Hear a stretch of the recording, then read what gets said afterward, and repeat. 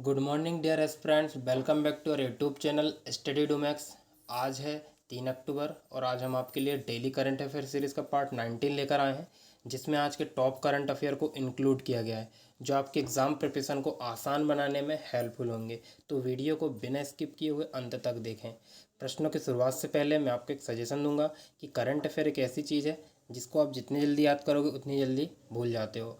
तो इससे बेटर ये होगा कि आप वीडियो को दोबारा ज़रूर देखें, इससे चीज़ें आपके दिमाग में बनी रहेंगी। चलिए बढ़ते हैं। पहला क्वेश्चन, किस राज्य को बेस्ट परफॉर्मिंग स्टेट का द्वितीय पुरस्कार मिला है?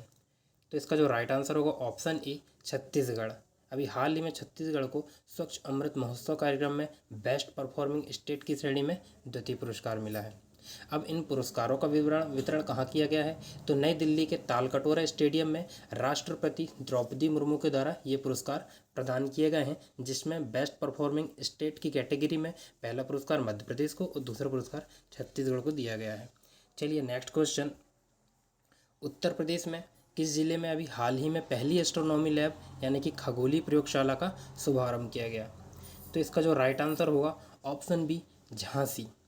तो यूपी के झांसी जिले में देश की पहली एस्ट्रोनॉमी लैब का शुभारंभ किया गया है। अब इसका उद्देश्य क्या है? जिले के बच्चों में पढ़ाई के प्रति जागरूकता फैलाने और इसके लिए इस लैब का उद्घाटन किया गया है। बात करें उत्तर प्रदेश की, तो उत्तर प्रदेश की राजधानी है लखनऊ। उत्तर प्रदेश के मुख्यमंत्री हैं योगी आदित्यनाथ और उत्तर प्रदेश की राज्यपाल हैं आनंदीबेन पटेल। चलिए नेक्स्ट क्वेश्चन, हाल ही में इंडियन ओवरसीज बैंक के एमडी एंड सीईओ के रूप में किसे नियुक्त किया गया है? तो इसका जो राइट आंसर होगा ऑप्शन बी, अजय श्रीवास्तव। अभी अजय श्रीवास्तव को हाल ही में इंडियन ओवरसीज बैंक के एमडी और सीईओ के रूप में नियुक्त किया गया है। अब बात करें इसकी स्थापना की, तो इसकी स्थापना 1937 में हुई थी। इसका मुख्यालय है तमिलनाडु में और इसके एमडी एंड सीईओ किसे बनाया गया है? तो अजय श्रीवास्तव को इसका एमडी और सीईओ बनाया गया है। बात करें तमिलनाडु की, तो तमिलनाडु की राजधानी है चेन्नई। तमिलनाडु के मुख्यमंत्री है एम के स्टालिन और तमिलनाडु के राज्यपाल हैं आर एन रवि। चलिए नेक्स्ट क्वेश्चन, हाल ही में किस राज्य सरकार ने आस्था पेंशन शुरू की है? तो इसका जो राइट आंसर होगा ऑप्शन सी, तेलंगाना गवर्नमेंट। तो तेलंगाना के सीएम के चंद्रशेखर राव द्वारा आसरा पेंशन योजना को प्रारंभ किया गया है और इस योजना का उद्देश्य राज्य के आर्थिक रूप से कमजोर वर्ग के वृद्ध, विधवा, विकलांग आदि को दैनिक आर्थिक सहायता उपलब्ध कराना। यानी कि यहाँ की जो गवर्नमेंट है अब वहाँ के व्यक्तियों को जो आश्रय रहित हैं, वृद्ध हैं, विधवा हैं, विकलांग हैं, तो इनको दैनिक आर्थिक सहायता दी जाएगी। अब बात करें तेलंगाना की, तो तेलंगाना की राजधानी है हैदराबाद। तेलंगाना के सीएम हैं कि चंद्रशेखर राव और तेलंगाना के राज्यपाल हैं तमिलिसाई सुंदर राजन। चलिए नेक्स्ट क्वेश्चन, हाल ही में राष्ट्रीय खेलों में भवानी देवी ने कौन सा पदक जीता है? तो इसका जो राइट आंसर होगा ऑप्शन ए, स्वर्ण पदक। स्वर्ण पदक अभी हाल ही में राष्ट्रीय खेलों में भवानी देवी ने जीता है। बात करें भवानी देवी की, तो ये तलवारबाजी करती हैं और इन्होंने गुजरात के गांधीनगर में खेले जा रहे राष्ट्रीय खेलों में तलवारबाजी में लगातार तीसरा स्वर्ण पदक जीता है। इनका ये राष्ट्रीय खेलों में लगातार तीसरा स्वर्ण पदक है और ये कहाँ की रहने वाली हैं? तो ये तमिलनाडु की रहने वाली हैं। चलिए नेक्स्ट क्वेश्चन, हाल ही में भारत ने कहा G20 शेरपा की तीसरी बैठक में भाग लिया है? तो इसका जो राइट आंसर होगा ऑप्शन सी, इंडोनेशिया।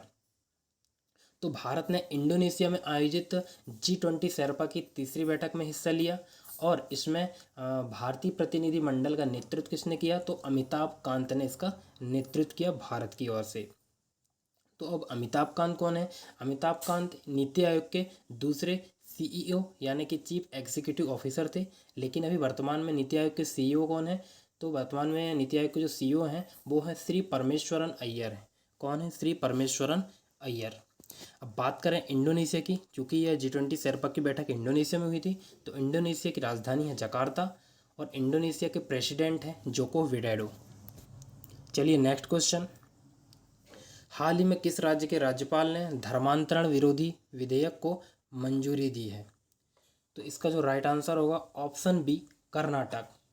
तो कर्नाटक के राज्यपाल थावरचंद गहलोत ने धर्मांतरण विरोधी विधेयक पर अध्यादेश को मंजूरी दी है।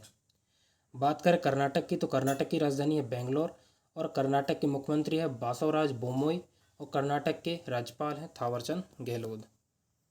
चलिए नेक्स्ट क्वेश्चन, हाल ही में भारत ने मिसाइल प्रणालियों के निर्यात के लिए किस देश के साथ समझौता किया है? तो इसका जो राइट आंसर होगा ऑप्शन सी, आर्मेनिया। तो भारत ने मिसाइलों और हथियार प्रणालियों के निर्यात के लिए आर्मेनिया के साथ समझौते पर हस्ताक्षर किया है।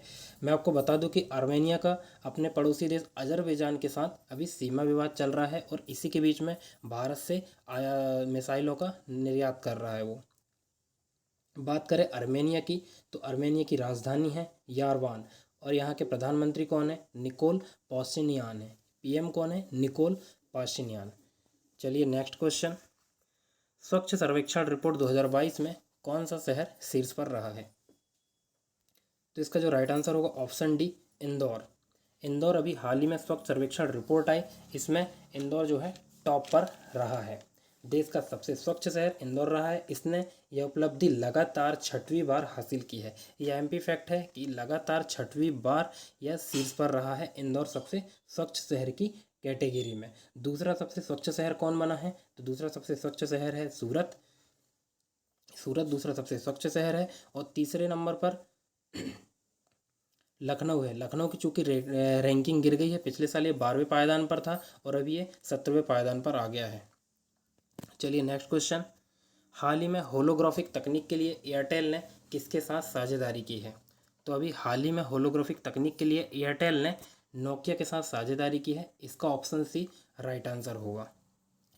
चलिए इसके साथ हमारा आज का लेक्चर एंड होता है। तो दोस्तों ये रहे आज के हमारे टॉप मोस्ट करंट अफेयर के क्वेश्चन। यदि आपको हमारे द्वारा दी गई जानकारी पसंद आती है तो आप हमारे चैनल स्टडी डूमैक्स को लाइक एंड सब्सक्राइब कर सकते हैं। Thank you.